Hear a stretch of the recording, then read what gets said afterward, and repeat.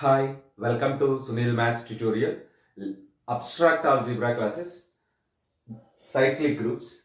In this video, we prove one very important theorem. Observe that any infinite cyclic group is isomorphic to the additive group of integers z with respect to plus.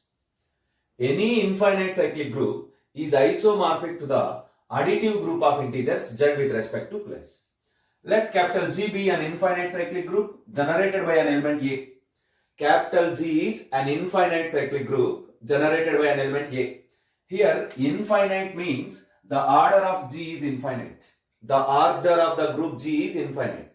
What is mean by order of the group? The number of distinct elements in the group G. It means G contains infinite number of elements.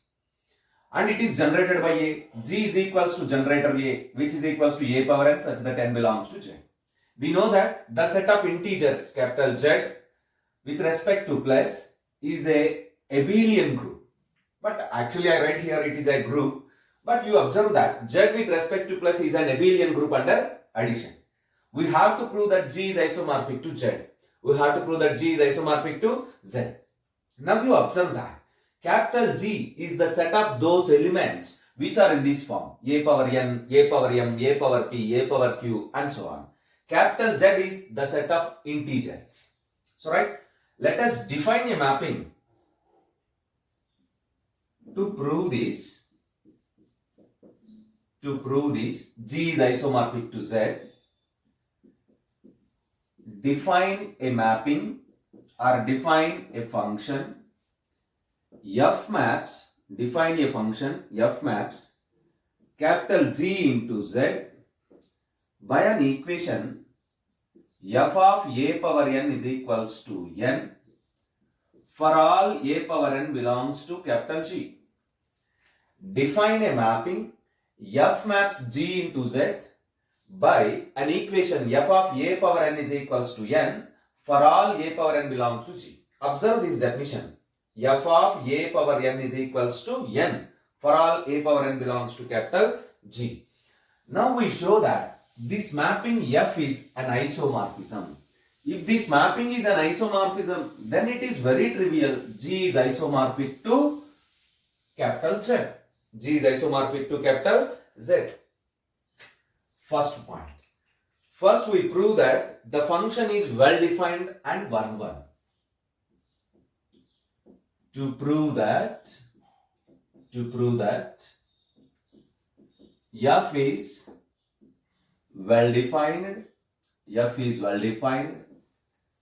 and 1-1.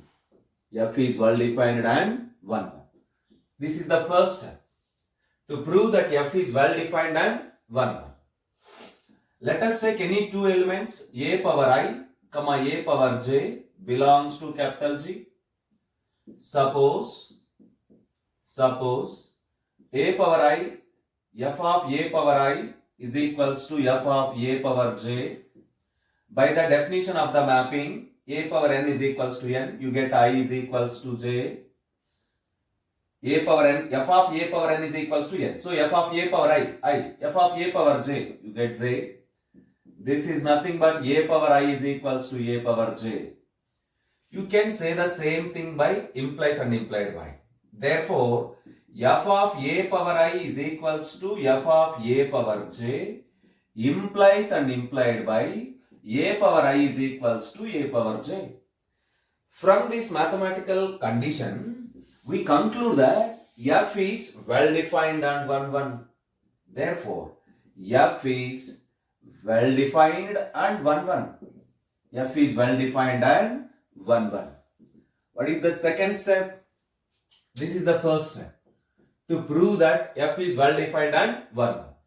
Take the second step. To prove that F is onto. To prove that F is onto.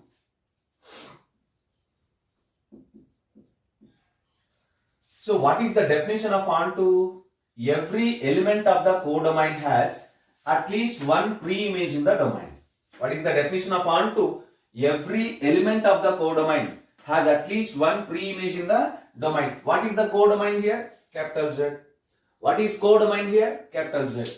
So let us take an element K belongs to capital Z, which is codomain.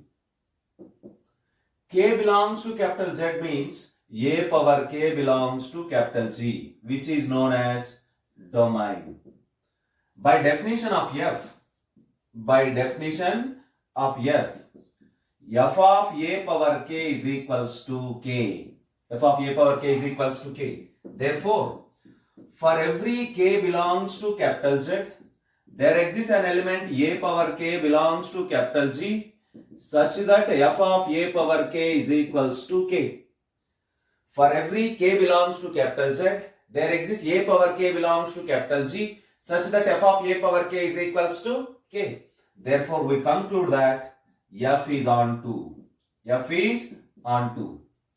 Now it is remaining to prove that F is a homomorphism. Let us see the third one, third condition, third side heading. To prove that F is a homomorphism. To prove that F is a homomorphism.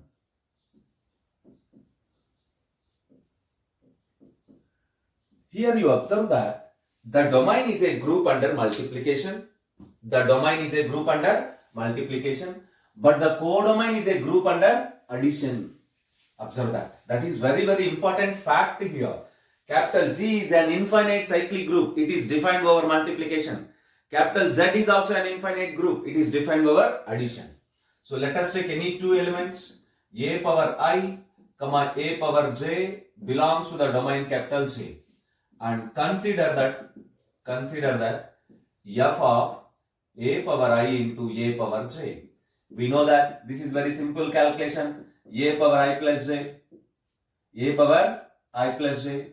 By the definition of F, you get simply I plus J. What is I? F of A power I. What is J? F of A power J.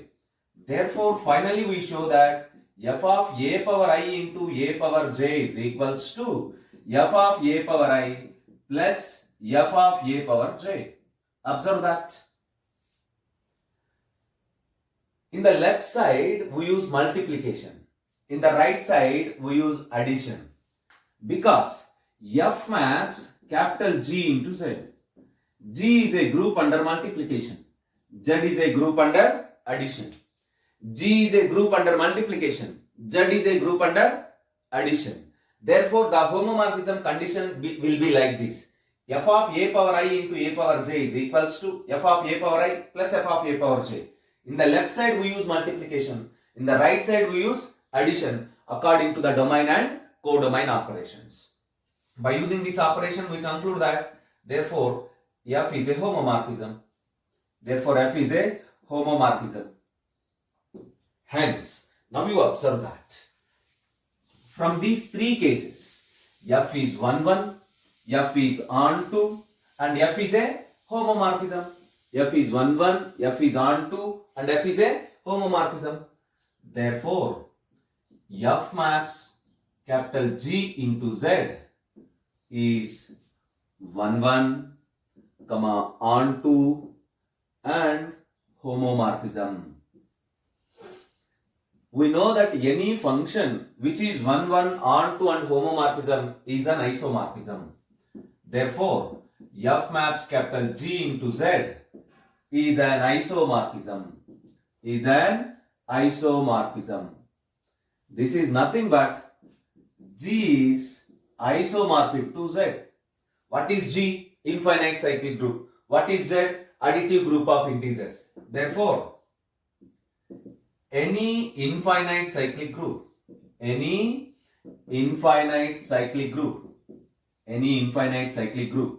is isomorphic to the